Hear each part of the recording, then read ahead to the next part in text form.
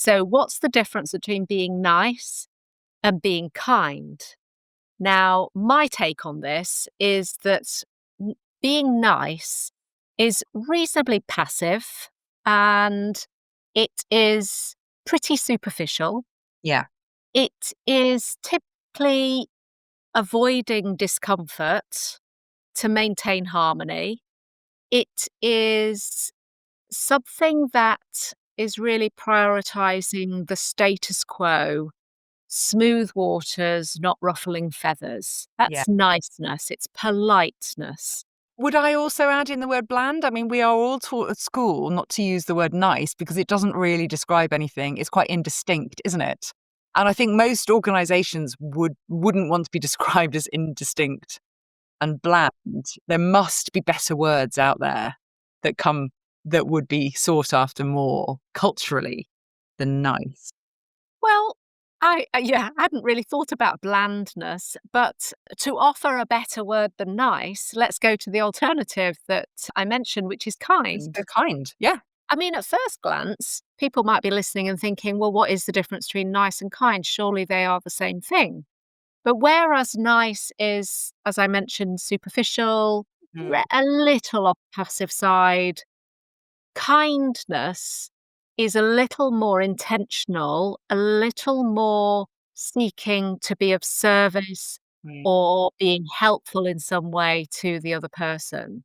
Kindness is in service to the other person. Yes, Niceness is probably in service to the person who is trying to be nice. I think so. Yeah, There's intention, there's a difference in intention behind them. I am yeah. intending to be of service to you for kindness. And actually, I'm sort of intending to put myself first if I'm trying to be nice because I don't want to ruffle the feathers. I don't want to upset you, in inverted commas. But really, what's sitting behind that? I think there's something behind that we need to just investigate and shine a light on, isn't it? Which is what am I avoiding by trying to be nice? And how could I lean into that with a kind lens on it? Mm. So, what we're going to do is just run through a few questions in this space, think of a few examples, think of a few ideas for you to try to lean into this idea of what can we use as an alternative to being nice? Is it kind? Is it doing the right thing? Or something else in this space. So, it Mm. might we be avoiding if we are trying to be nice?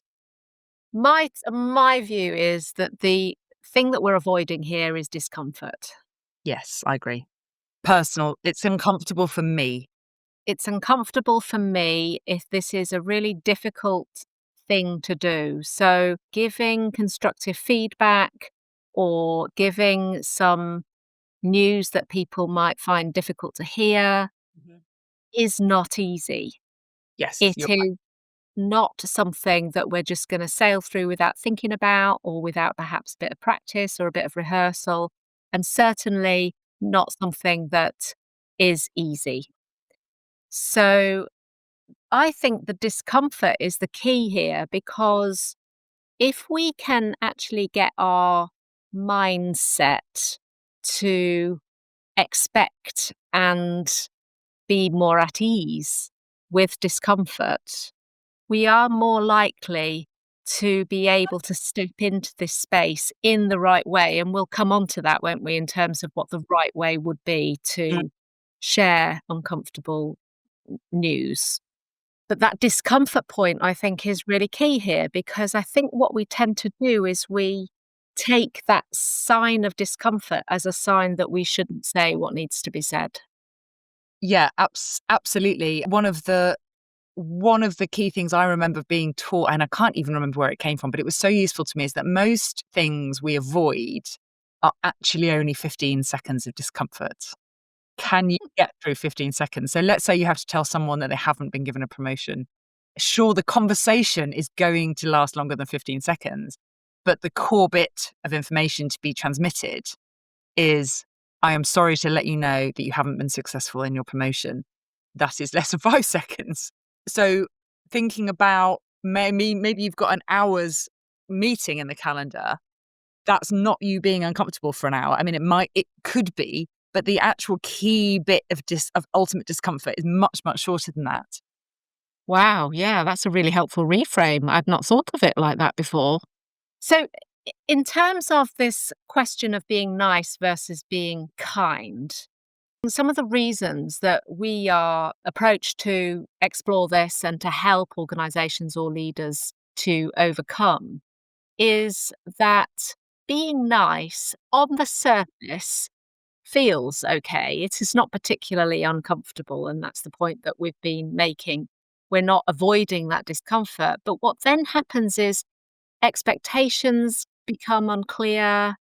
There are mistakes are repeated because they're not caught and challenged and given the opportunity to improve. Therefore, frustration just keeps growing because the same mistakes are happening, but you're not sharing that the same those mistakes are happening. Or if you're delivering some unwelcome news, you're skirting around it to the extent that you haven't actually done that 5 to 15 seconds of pain, Yeah.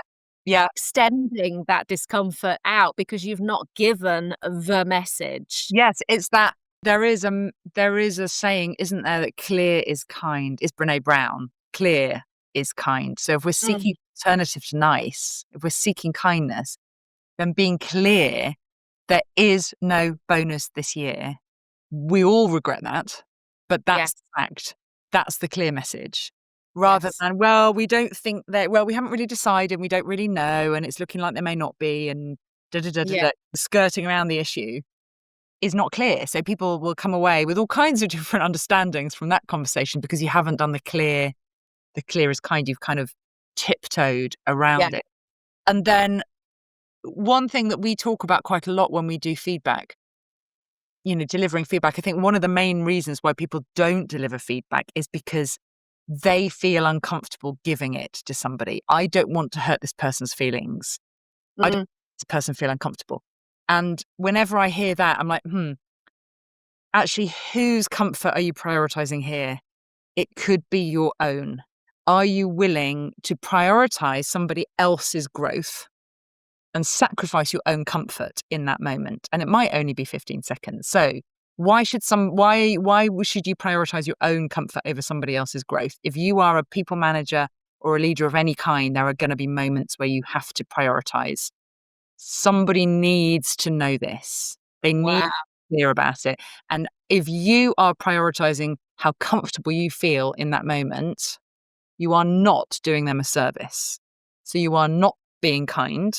You are not being clear. You may well be being nice, but you're Yeah. not clear and you're not being kind and you're not prioritizing their growth. And that surely is not what we're after. I don't think there's anybody out there that would rather have that than learn something that's truly going to improve their performance. Well, that's a very powerful example, isn't it, of how nice might be unkind. Yes. It can be because it's sort of fudging, it's not giving you the tools that you need to improve, it's denying you something, isn't it? It is. And I would suggest, going back to your earlier point about getting through that 5 to 15 seconds of discomfort, it just extends that discomfort. It does for both parties.